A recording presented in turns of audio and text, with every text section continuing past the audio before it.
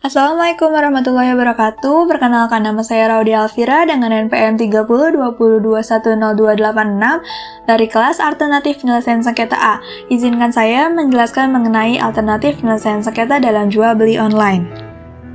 Pengertian jual beli online. Jual beli online adalah transaksi jual beli barang dan atau jasa yang dilakukan melalui internet dengan menggunakan platform digital seperti website, aplikasi, atau media sosial. Jual beli online memiliki banyak keuntungan seperti kemudahan, kecepatan, kenyamanan, dan variasi pilihan. Namun, jual beli online juga berpotensi menimbulkan sengketa atau konflik antara pelaku usaha dengan konsumen. Sengketa atau konflik ini dapat disebabkan oleh berbagai faktor, seperti ketidaksesuaian barang dengan deskripsi atau gambar, keterlambatan pengiriman, kerusakan barang saat pengiriman, pembatalan pesanan secara sepihak, atau penipuan, atau pemalsuan data, dan lain-lain. Polisi menangkap 4 pelaku penipuan toko daring di marketplace dengan modus menjual telepon genggam. Kerugian dialami mencapai ratusan juta rupiah. Dan penipuan investasi bodong kembali memakan korban. Kali ini puluhan emak-emak di Sukabumi mengaku tertipu investasi jual beli baju online dengan kerugian mencapai miliaran rupiah. Puluhan ibu-ibu melaporkan kasus dugaan penipuan investasi bodong ke Polres Sukabumi, Jawa Barat. Mereka mengaku tertipu investasi jual beli baju online dengan kerugian mencapai miliaran rupiah.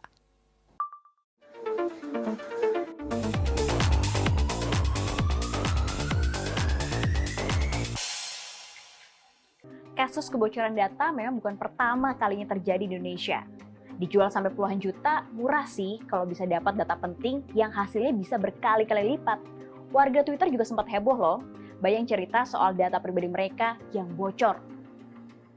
Privasi gue ini kok jadi bisa dipermainkan gitu loh, bisa jadi dibisnisin gitu. Sedangkan gue tuh cuma melihat ini tuh pemerintah di mana posisinya ketika ada kebocoran data nasabah seperti ini gitu. Data pribadi gue jadi nggak pribadi. Data pribadi artinya bersifat pribadi, tapi kalau sudah tersebar atau bahkan dijual secara ilegal, apakah masih pribadi? Seberapa berharga? Selanjutnya ada alternatif penyelesaian sengketa. Menurut Kemenperindak nomor 350 tahun 2001, sengketa konsumen adalah sengketa antara pelaku usaha dengan konsumen yang menuntut ganti rugi atas kerusakan, pencemaran, dan atau menderita kerugian akibat mengkonsumsi barang dan atau memanfaatkan suatu jasa. Untuk menyelesaikan sengketa, ada 2 cara umum yang digunakan, yaitu litigasi dan non-litigasi. Litigasi adalah penyelesaian sengketa melalui proses peradilan di pengadilan. Non-litigasi adalah penyelesaian sengketa melalui proses di luar pengadilan dengan bantuan pihak ketiga yang netral dan profesional. Non-litigasi juga dikenal sebagai alternatif penyelesaian sengketa atau Alternative Dispute Resolution atau ADR. Alternatif penyelesaian sengketa adalah lembaga penyelesaian sengketa atau beda pendapat melalui prosedur yang disepakati para pihak yang didasarkan pada itikat baik dengan mengesampingkan penyelesaian secara litigasi di pengadilan. Alternatif penyelesaian sengketa ini dapat dilakukan melalui proses konsultasi, negosiasi, mediasi, konsiliasi, atau penilaian ahli. Pada Undang-Undang Nomor 30 Tahun 1999 menyebutkan mengenai tugas arbitrase dan alternatif penyelesaian sengketa, yaitu meliputi 1. Menyediakan lembaga penyelesaian sengketa melalui prosedur yang disepakati para pihak, yakni penyelesaian di luar pengadilan dengan cara konsultasi, negosiasi, mediasi, konsiliasi, atau penilaian ahli. Yang kedua, membantu para pihak untuk menyelesaikan sengketa didasarkan pada itikat baik dengan mengesampingkan penyelesaian secara litigasi di pengadilan. Ketiga, menjaga kerahasiaan dan keamanan proses dan hasil penyelesaian sengketa. Keempat, menghormati hak dan kewajiban para pihak dalam penyelesaian sengketa. Kelima, menyampaikan hasil penyelesaian sengketa dalam bentuk kesepakatan tertulis yang ditandatangani oleh pihak. Untuk selanjutnya, lembaga yang melayani penyelesaian sengketa jual beli online adalah 1. Lembaga Alternatif Penyelesaian Sengketa Sektor Jasa Keuangan atau LPAS SJK. Kedua, Badan Arbitrase Nasional atau BANI. Ketiga, Badan Penyelesaian Sengketa Konsumen atau BPSK. Keempat, Indonesian Domain Name Dispute Resolution atau IDDR. Syarat-syarat untuk mengajukan alternatif penyelesaian sengketa. 1. Adanya sengketa perdata antara para pihak yang memiliki hubungan hukum tertentu. 2. Adanya perjanjian arbitrase tertulis yang dibuat oleh para pihak, baik sebelum maupun sesudah perkara itu timbul. Perjanjian arbitrase harus memuat nama lengkap, tempat tinggal para pihak, uraian singkat mengenai sengketa, dan penunjukan lembaga arbitrase atau arbiter. Ketiga, adanya itikat baik dari para pihak untuk menyelesaikan sengketa melalui prosedur yang telah disepakati, yakni penyelesaian di luar pengadilan dengan cara konsultasi, negosiasi, mediasi, konsiliasi, atau penilaian ahli. Keempat, adanya kesediaan dari para pihak untuk mengikuti proses dan menghormati hasil penyelesaian sengketa yang dituangkan dalam bentuk kesepakatan tertulis yang ditandatangani oleh para pihak. Untuk menyelesaikan sengketa atau konflik dalam jual beli online, ada beberapa alternatif yang dapat dipilih oleh para pihak, yaitu konsiliasi, mediasi, arbitrase. 1. Konsiliasi adalah proses komunikasi antara penjual dan pembeli untuk mencari solusi atas permasalahan yang terjadi. Konsiliasi dapat dilakukan melalui saluran yang disediakan oleh platform digital seperti chat, email, telepon, atau video call. Konsiliasi dapat membantu para pihak untuk saling memahami dan menghormati hak dan kewajiban masing-masing. Kedua, ada mediasi. Mediasi adalah proses penyelesaian sengketa dengan bantuan pihak ketiga yang netral dan profesional yang disebut mediator. Mediator bertugas untuk memfasilitasi dialog antara penjual dan pembeli untuk mencapai kesepakatan yang menguntungkan kedua belah pihak. Mediasi dapat dilakukan melalui platform digital yang disediakan layanan mediasi online, seperti e-mediasi Kemendak atau e-mediasi BPSK.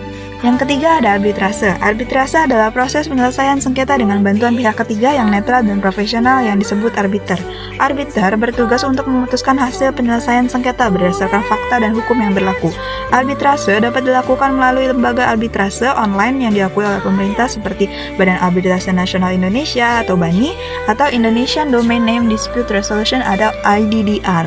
Contoh sengketa jual beli online dengan alternatif penyelesaiannya. 1. Kasus pembatalan tiket pesawat oleh maskapai penerbangan yang merugikan konsumen. Kasus ini bisa diselesaikan dengan mediasi online melalui platform e-mediasi Kemendak atau e-mediasi BPSK. Dalam mediasi online, konsumen dan maskapai penerbangan dapat berkomunikasi dengan mediator melalui video call atau chat untuk mencari solusi yang paling menguntungkan, misalnya pengembalian dana, pemberian voucher, atau penjadwalan ulang penerbangan. Kedua, ada kasus penipuan belanja online melalui media sosial. Kasus ini bisa diselesaikan dengan arbitrase melalui lembaga arbitrase online yang diakui pemerintah seperti Badan Arbitrase Nasional atau BANI atau Indonesian Domain Name Dispute Resolution atau IDDR. Dalam arbitrase online, konsumen dan penipu dapat berhadapan dengan arbiter yang netral dan profesional melalui video call atau chat untuk mendapatkan putusan yang mengikat dan final. Misalnya dengan memerintahkan penipu untuk mengembalikan dana konsumen, membayar ganti rugi, atau menyerahkan nama domain yang dipersengketakan. Yang ketiga ada kasus pembelian barang yang tidak sesuai dengan deskripsi atau gambar platform e-commerce. Kasus ini dapat diselesaikan dengan konsultasi online melalui saluran yang disediakan oleh platform e-commerce seperti chat, email, telepon, atau video call. Dalam konsultasi online, konsumen dan penjual dapat saling memahami dan menghormati hak dan kewajiban masing-masing, misalnya dengan melakukan penukaran barang, pengembalian barang, dan dana, atau mengembalikan kompensasi lainnya. Kelebihan alternatif penyelesaian sengketa dalam penyelesaian sengketa jual beli online: lebih cepat, lebih murah, lebih mudah, lebih fleksibel dan kreatif, lebih rahasia dan aman, lebih menjaga hubungan baik antara para pihak, lebih memuaskan dan adil bagi para pihak. Di antara kelebihan-kelebihannya, alternatif penyelesaian sengketa memiliki kekurangan, yaitu 1. Kurangnya kesadaran dan pemahaman masyarakat mengenai alternatif penyelesaian sengketa dalam jual beli online. 2. Kurangnya regulasi dan standar yang jelas mengenai alternatif penyelesaian sengketa dalam jual beli online. 3. Kurangnya lembaga dan tenaga profesional yang kompeten dan independen dalam alternatif penyelesaian sengketa dalam jual beli online. 4. Kurangnya dukungan dan kerjasama dari pemerintah, platform digital, asosiasi profesi, dan media massa dalam alternatif penyelesaian sengketa dalam jual beli online. Untuk mengatasi tantangan atau hambatan tersebut, diperlukan beberapa langkah atau strategi, di antara lain, melakukan sosialisasi dan edukasi kepada masyarakat tentang alternatif penyelesaian sengketa dalam jual beli online, meningkatkan kualitas dan kuantitas lembaga dan tenaga profesional yang kompeten dan independen dalam alternatif penyelesaian sengketa dalam jual beli online, mendorong pembentukan dan penyempurnaan regulasi dan standar yang jelas tentang alternatif penyelesaian sengketa dalam jual beli online, membangun sinergi dan kolaborasi antara pemerintah, platform digital, asosiasi profesi, dan media massa alternatif penyelesaian sengketa dalam jual beli online.